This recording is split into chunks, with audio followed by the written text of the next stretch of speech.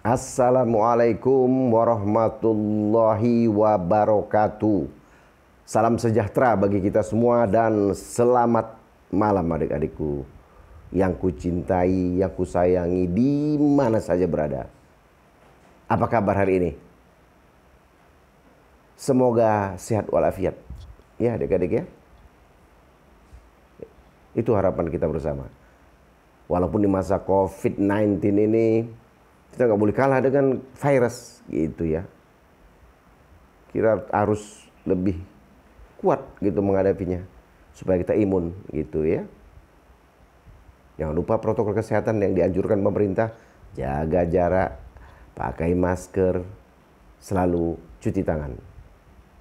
Ya bila bepergian, pulang ke rumah ganti baju, mandi dulu, ya, tinggalkan baju kotor di luar di suatu tempat yang aman gitu, baru masuk ke rumah ganti baju ya kan, setelah bersih-bersih mandi nih, supaya area rumah kita dan area kos-kosan kita steril gitu adik-adik ya, steril dari virus tadi gitu. Bila nggak enak-enak badan dikit gitu, langsung makan obat gitu ya, makan obat demam, obat batuk gitu ya. Saya melakukan itu gitu, jadi mudah-mudahan insya Allah dalam usia saya udah mendekati kepala 6 ini mudah-mudahan terjaga gitu. Jadi jangan sampai virus itu melemahkan kita gitu. Kalau kondisi tubuh kita tadi melemah, nggak kuat, kan mudah terserang oleh virus tadi ya, adik-adik ya. Oke lah. Untuk tidak memperpanjang kalam, ini dia nih ya kan. Kita langsung masuk ke topik materi kuliah kita hari ini. Kuliah santai, sersan. Ya. Serius tapi santai gitu. Iya, adik-adik ya. Jangan jadi beban gitu. Di kampus sudah dijajali berbagai macam teori-teori hukum. Di malam ini kita agak santai saja, santai gitu. Santai tapi berkualitas gitu. Ada yang kita dapat dari bincang-bincang santai kita malam ini gitu. Kita cerita malam ini tentang ajas legalitas. Ya, ajas legalitas. Ya, terutama yang terdapat dalam hukum tata negara dan hukum administrasi negara gitu. Iya kan? Legal, resmi dia. Iya. Tertulis, tertulis dulu dia, legal itu ya. Jadi kira-kira gitu, legal, legisme pahamnya. Jadi mesti tertulis dulu dia, gitu. Jadi kira-kira pengertian ajas hukum itu, kira-kira pemikiran dasar, ya, yang terdapat dalam hukum konkret atau di luar hukum konkret gitu. Pemikiran dasar itulah direfleksikan dalam undang-undang gitu. Diwujudkan dalam bentuk undang-undang gitu. Ya, yang mendasari itu karena kita negara hukum tadi kan, negara hukum harus semua aktivitas berdasarkan hukum gitu, rambu-rambunya gitu ya, dan itu harus legal, resmi, ada aturan hukumnya gitu ya.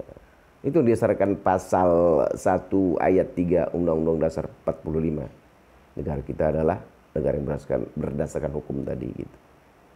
Makanya untuk mewujudkan itu, merefleksikan, memanifestasikan, mewujudkan itu perlu ajas legalitas, nama legal tadi yang resmi dicantumkan dalam undang-undang gitu misalnya ya, aturan hukum itu. Kalau tidak ada itu, misalnya dalam pasal 362 lah tentang pencurian, barang siapa mengambil milik barang orang lain dengan melawan hak dihukum dengan pidana penjara maksimum atau ya paling banyak 5 tahun atau denda Rp900 misalnya gitu ya. Itu kalau nggak ada pasal itu, iya yang formil tadi yang tercatat tertulis tadi itu, seseorang yang mengambil milik barang lain tanpa hak tadi nggak bisa dihukum dia, karena ada udah pasal yang ngomong gitu. Nah, kita menganut ajas legalitas itu. Legal di mesti ada dulu aturannya, baru bisa seseorang dihukum. Kalau nggak bisa. Kita nggak bicara refinding gitu nanti. Itu kan nggak ada, itu kewenangan hakim pula gitu ya. Kalau diserahkan sama dia suatu perkara, dia nggak boleh menolak itu. Dia harus menciptakan hukum, itu lain gitu. Kita ngomong masalah ajasnya ini dulu gitu ya. Itu adik-adik ya. Jadi ajas legalitas itu dikenal juga dalam hukum tata negara dan hukum administrasi negara. Dalam bahasa Belandanya itu, istilah itu diberi nama wetmatigheid van het bestuur gitu ya. Saya ulangi, bahasa Belandanya nih, memang kita kan bukan orang Belanda, jadi agak susah juga ngomongnya gitu ya. Wetmatigheid van het bestuur gitu ya. Jadi artinya setiap tindakan pemerintah itu harus ada dasar hukumnya di dalam suatu perundang-undangan. Jadi legal ya, tertulis ada dasar hukumnya. Pasal sekian gitu. Jadi tindakan pemerintah itu harus berdasarkan itu. Macam tadi pencurian 362 ada pasalnya.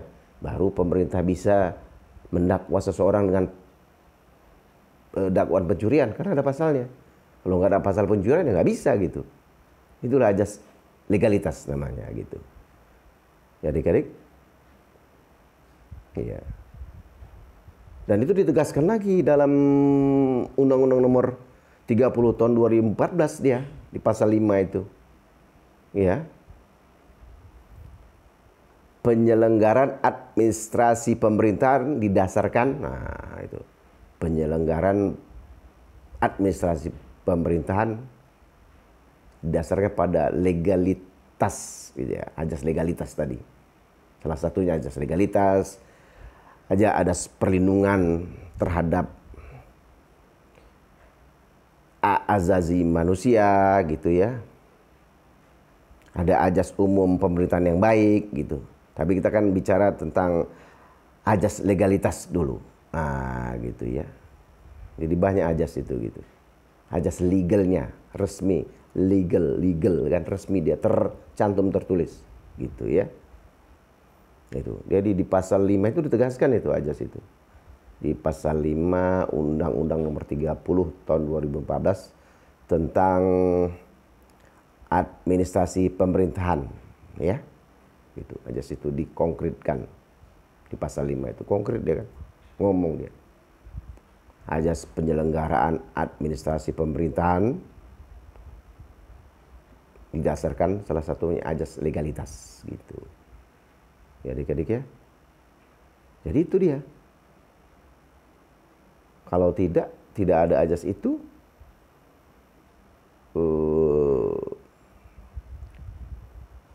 tidak ada kepastian hukum gitu ya. Jadi itu yang mendasari ya. Mendasari lahirnya Undang-Undang Nomor 5 tahun 2014, Nomor 30 tadi itu. Iya. Begitu ya. Tentang penyelenggaraan administrasi pemerintahan tadi. Gitu. Jadi semuanya pakai koridor gitu ya. Ada aturan mainnya. Ya main bola aja ada aturan mainnya, masa bernegara nggak ada aturan mainnya? Ada semuanya gitu. Dan legal. Semua langkah-langkah organ-organ kelengkapan negara di dalam pemerintahan itu di dalam koridor itu, di dalam koridor hukum itu gitu. Ya adik-adik ya. Nanti ada landasan filosofinya lagi. Iya, merupakan landasan atau pandangan hidup bangsa kita itu. Ya, itu yang merupakan landasan filosofinya itu. Ya. Pancasila dan preambul ya, atau pembukaan undang-undang seperti itu landasan filosofinya gitu. Itu kan lebih filosofis, kemudian baru dituangkan dalam ajas tadi gitu ya. Ya pemikiran dasar dia. Udah ada pemikiran dasarnya. Ya, pemikiran dasar bahwa di dalam hukum konkret maupun di luar hukum konkret.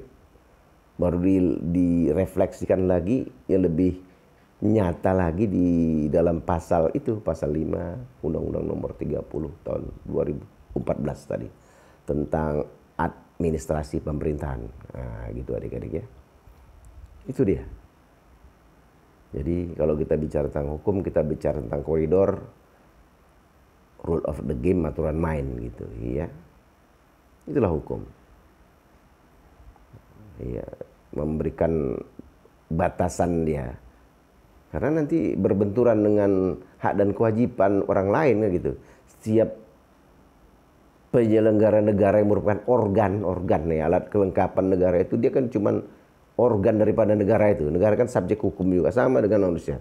Kan sudah saya sebutkan subjek hukum itu ada dua, manusia dan badan hukum. Ini negara termasuk badan hukum dia, yang subjek hukum dia berbuat, ya gitu. Jadi yang berbuat itu organ-organnya gitu, sesuai dengan koridornya. Kalau di luar koridor itu berarti tanggung jawab masing-masing pribadi. Dia harus di dalam koridor aturan hukum tadi. Selama di dalam koridor aturan hukum itu, yang bertanggung jawab negaranya gitu, kira-kira ya. Tapi kalau di luar itu dia udah person to person, berarti dia melanggar aturan main yang dibuat tadi itu gitu. Adik-adik ya. Nah, itu apanya? Gambarannya ya, adik-adik. Jadi kita bicara ajas legalitas gitu ya gitu. Legal resmi dia gitu. Adik-adik ya. Jadi itu sajalah dulu kita bicara. Ya. Masalah ajas legalitas tadi. Ya. Jadi orang itu bisa dihukum, bisa ditindak karena ada aturan perundang-undangannya yang menyebutkannya, gitulah kira-kira.